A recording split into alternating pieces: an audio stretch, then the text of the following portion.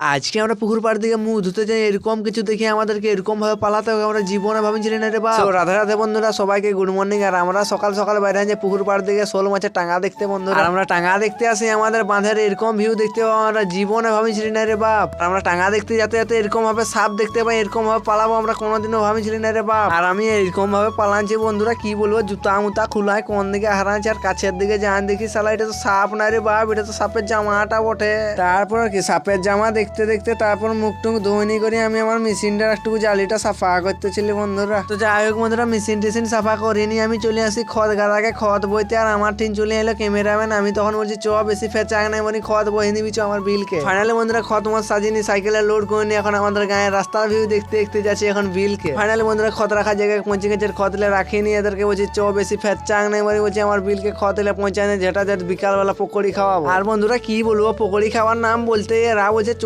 ঝেটা ঝেট তোর বিল কোথায় আছে, খত বস্তা পৌঁছায় নেবো সঙ্গে সঙ্গে। আর বন্ধুরা মিনি ব্লগটা তোমার বড় হয়েছে, তার জন্য তোমাদের জন্য নিয়ে এসো পার্ট 2 ভিডিও। Bye bye. मेरे ही इशारों पे चले है वक्त भी।